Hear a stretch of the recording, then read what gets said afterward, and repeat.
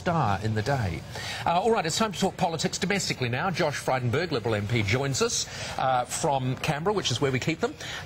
Josh, great to have you with us this morning. So much to talk about. Let's start with the interesting sort of almost mixed message that we're giving. Oh, you're in Melbourne, which is not where we normally keep them. But anyway, never mind. This interesting mixed message that the Prime Minister is giving on the Asian century, and, you know, we've hailed the white paper, and this is, you know, a destination we should aim for.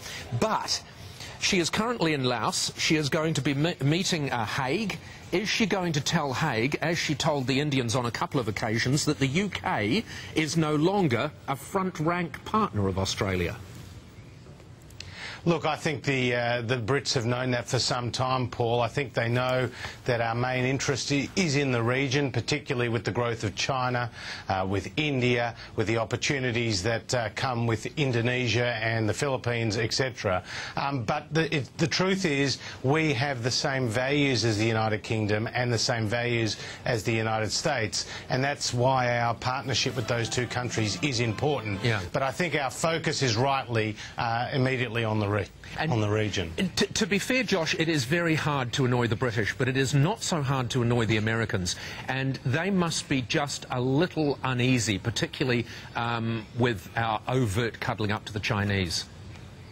Look, I'll tell you what they're most uneasy about, and that's fall in defence spending. I'm really worried about that, Paul.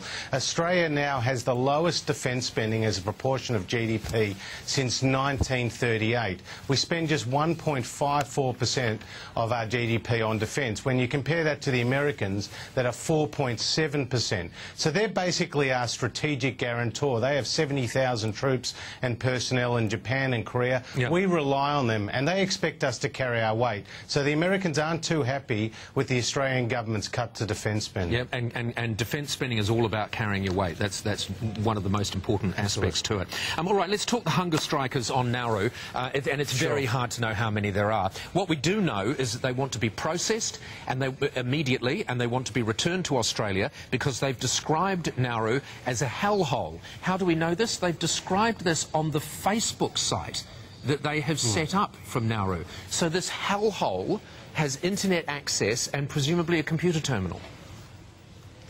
Look, I can understand how some people feel uneasy about that, but the truth is that people are going to be there for some time as they are being processed, and that's got to be the case because it needs to be an effective deterrent. So what should the government do, Josh? What should the government do about this? The government should hang tough, and the government should actually implement more stringent measures when it comes to border protection as we've proposed, and that includes the temporary protection visas, and that includes towing back the boats, because right now offshore processing alone is not a deterrent. We've had over 400 people in just the last couple of days come in an unauthorised manner by boat.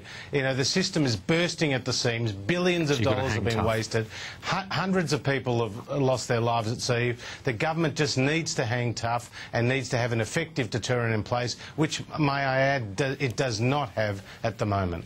And all the wowsers are wringing their hands at the moment at the news that it is a hellhole on Nauru. That was the whole point of having Nauru, and I mean the term hellhole is very objective, isn't it? I want to talk to you about an early election very quickly. There have been lots of dates stuck around. The Greens are obviously preparing for an early election. What's your call on this?